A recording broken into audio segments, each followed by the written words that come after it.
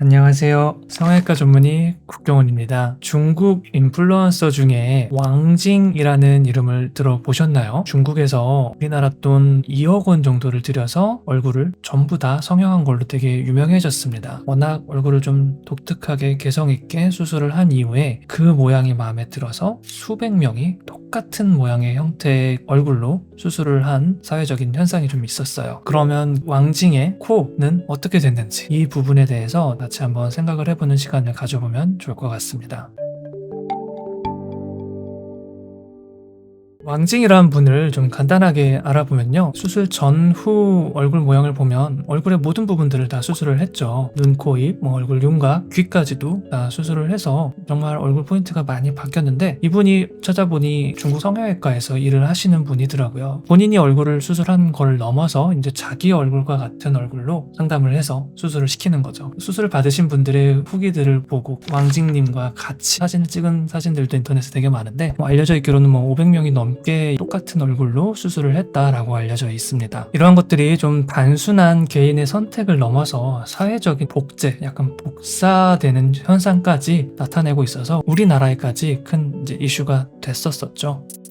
왕징님의 얼굴을 한마디로 정의해보면 동안이라는 말로 표현을 할 수가 있어요. 코의 길이감 상당히 좀 짧은 듯한 느낌이 있고요. 코끝도 상당히 좀 동글동글한, 뾰족하지 않고 날렵하지 않은 이런 동글동글한 느낌이 정면에서 보여지는 인상입니다. 또한 콧대의 폭도 두꺼운 폭을 가지고 있습니다. 코의 길이가 마냥 이 코끝의 위치만 이마 방향으로 올려서 코끝이 길이가 이렇게 짧아지는, 코끝만 위로 올라가서 짧아지는 느낌이 아니고요. 눈과 눈 사이의 이 미간 부분, 코가 제일 낮아지는 코의 시작점을 보면 상당히 이 시작점이 좀 아래에 잡혀 있는 걸 확인할 수가 있습니다. 그래서 코끝은 길이감과 볼륨감을 확보를 하고 있음에도 불구하고 코가 그렇게 길어 보이지 않고 짧아 보이는 이유는 콧대 시작점이 상당히 아래로 내려와 있어서 코가 좀 짧아 보이는 느낌이 들고요. 또한 이 코 시작점이 아래로 내려와 있다는 건 코에 경사가 서 있는 게 아니고 좀 누워 있는 형태의 코 모양을 갖고 있는 걸 확인해 볼 수가 있습니다. 왕징님의 코 모양을 보면 개인적인 생각으로는 이러한 비율이나 코의 모양이 저는 조금 과하다, 살짝 일반적인 얼굴의 비율은 아니다 라고 생각은 해요. 교과서에 나오는 코의 일반적인 비율들이 있잖아요. 그런 부분들에선 조금 벗어난 듯한 비율입니다. 근데 이게 과연 일반적인 통념에서 혹은 제 개인적인 성형외과 의사로서 말씀드리는 부분들이 개인의 선택이 잘못된 문제인가? 라는 생각을 해봐야 될 부분이 있어요. 본인이 저렇게 하고 싶다라고 한다면 사실 그 부분은 크게 문제될 부분은 아닙니다. 그리고 봤을 때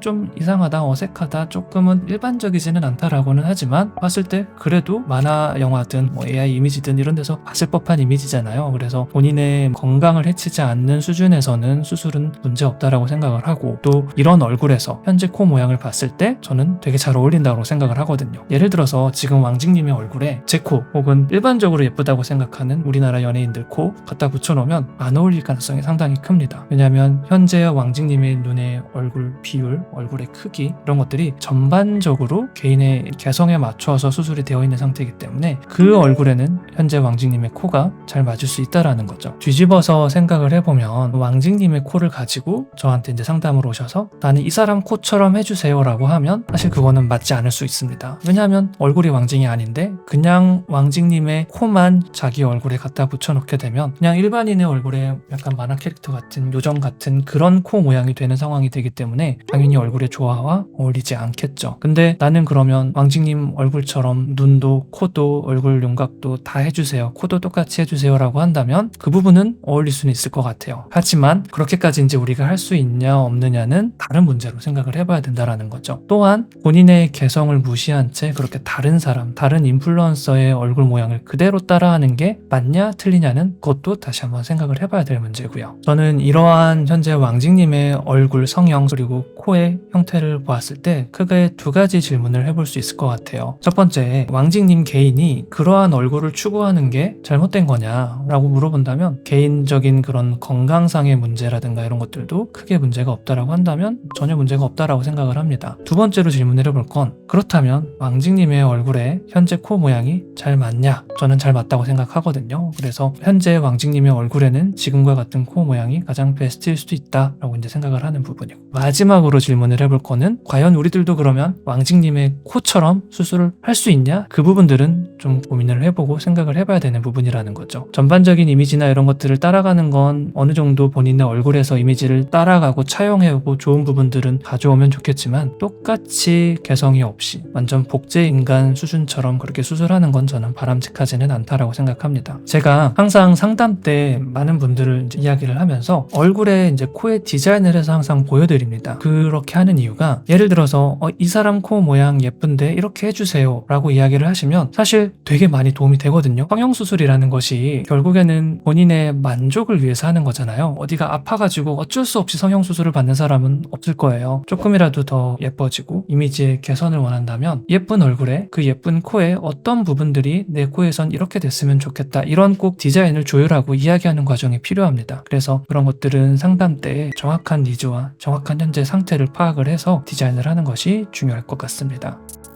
이런 왕직님의 사례는 단순한 흥미거리가 아니고 우리가 성형수술을 어떠한 식으로 생각을 해야 되는지에 대한 좀 중요한 질문들이 담겨져 있는 것 같아요. 누구나 다 하는, 누구나 다 똑같은 이런 코 모양으로 만드는 게 아닌 본인의 개성, 본인의 얼굴, 현재 얼굴과 조화를 좀 맞춰가는 방향의 수술 방법이나 방향성을 좀 생각을 해보시는 것이 좋을 것 같습니다. 코 수술을 앞두고 계신 분들, 계획을 하고 계시는 분들은 과연 어떠한 코 모양, 어떠한 얼굴이 지금 현재 상태에서 제일 잘 맞는지 이런 것들에 대해서는 상담을 통해서 확인을 해보시면 좋을 것 같습니다. 이상 성형외과 전문의 국경훈이었습니다. 감사합니다.